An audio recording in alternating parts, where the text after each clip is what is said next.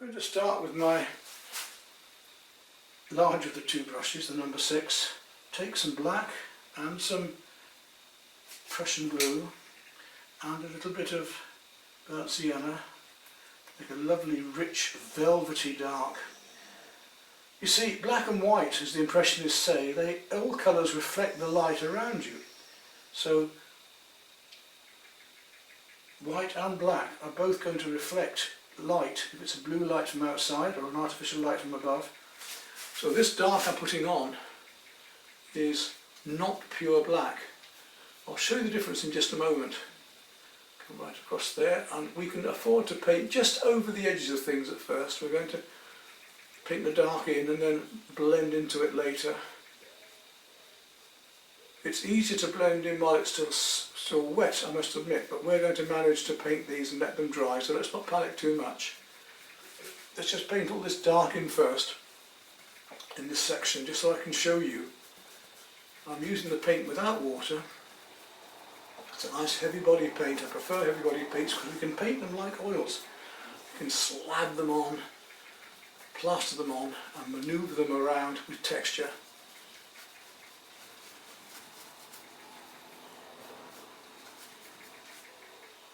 And the thicker we paint them, the darker they're going to be. So let's mix some more of that same colour up.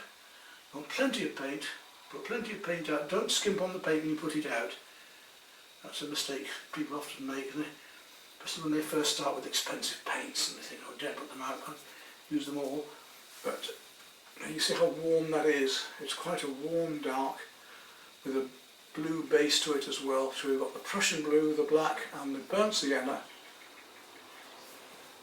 But what I want to do is just show you what happens if I actually put black on here. A very light line there, just so I know where that rigging is coming.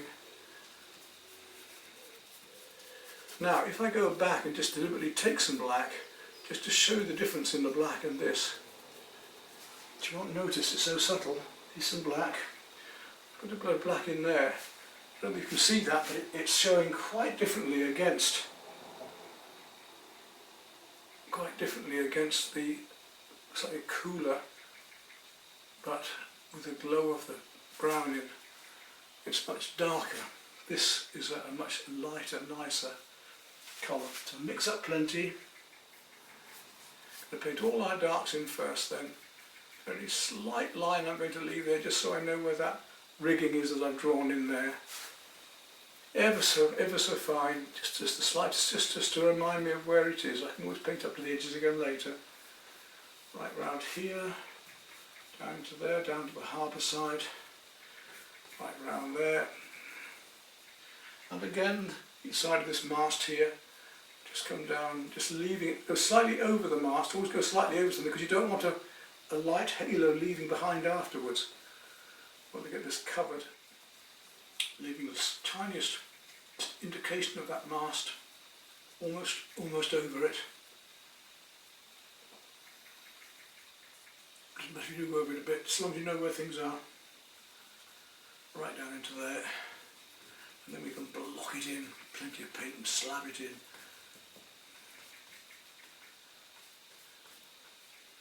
Don't worry if you go over things slightly, as long as you know where they are for later. And again, we've got a mask we're going to leave behind there, so I'm just going to leave the slightest indication of that there, so I know where it's going to be later. Slightly thinner than the actual line would be, so I can paint it back over the black.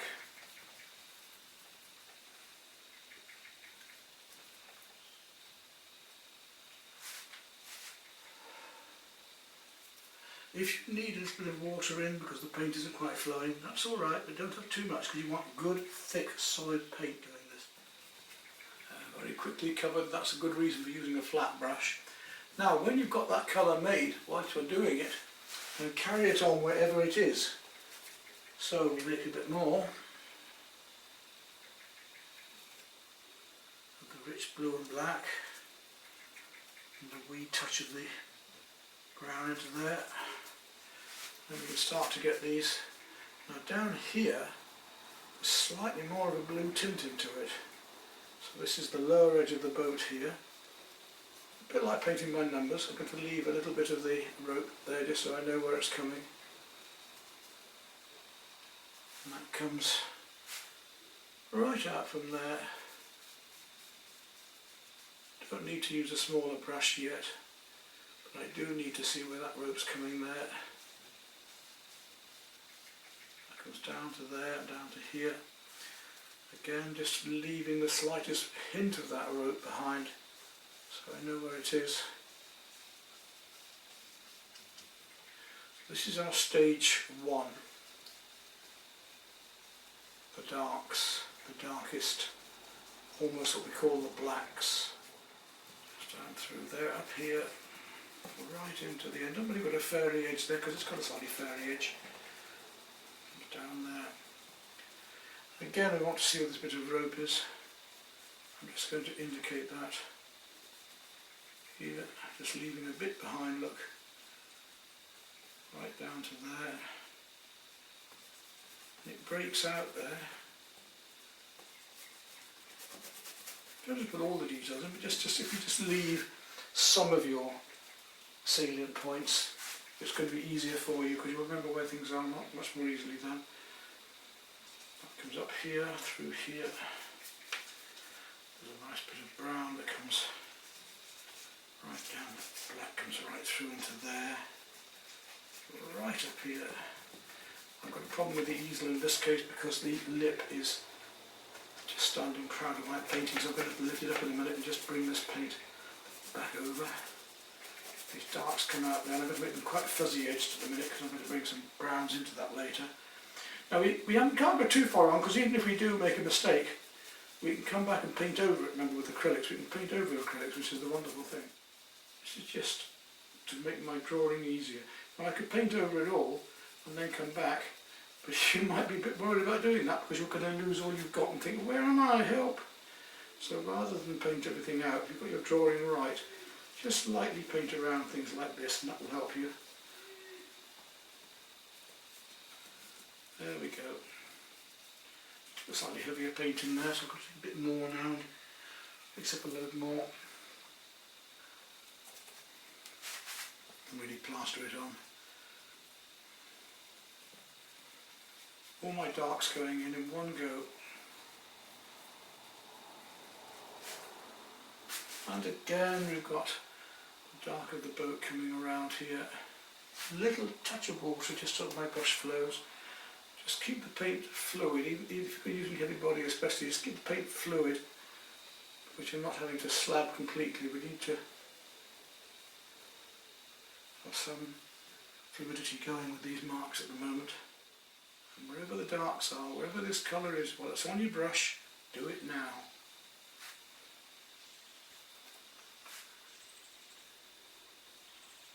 We can go down to the smaller brush later, but you should be able to manage these brush strokes. You see I'm using the edge of this flat to make these fine details here. A bit more purple there later, just want to get this boat worked out first of all.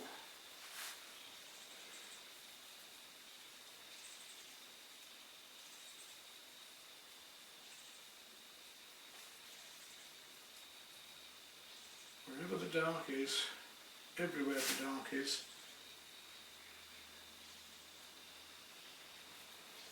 that's going to be a bit more purple later. I'm just going to make it dark for the moment. Painting by numbers, just block these shapes in, wherever they are, wherever the dark exists, paint it in. Now I make that paint a bit thin there, and this is one of the problems with watering the paint down. If you water it down, you're going to lose your intensity of dark, so make sure that you're painting fairly thickly, even when you're painting a fine area like this. Or it will go lighter until you use your intensity. Another reason for varnishing, by the way, as well, because the varnish will bring these darks back out again later. They're going to sink, as we call it. Going to be able to bring them out again. Right around to here. Put like a jigsaw. Jigsaw method. Put the right colours and the right shapes in the right places, and the whole painting will just appear. Doesn't matter what subject it is, you can do it this way.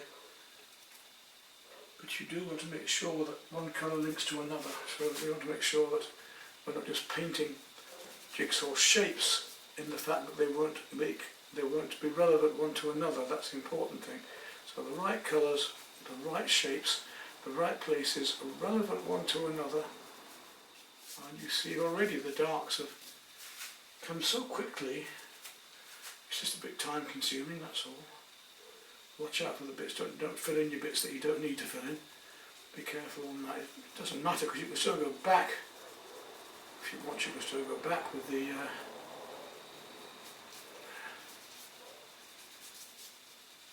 lighter coloured paints afterwards. So it's no big deal if you make a mistake. Like I say, you can go back and paint over things again. Don't worry about it. Don't stress, don't panic, just enjoy.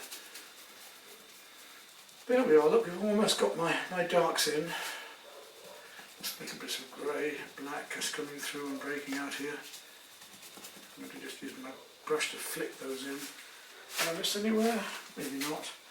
Just maybe a little bit here and there, just a little bit of dark there. But you follow what I'm doing, it'll work out.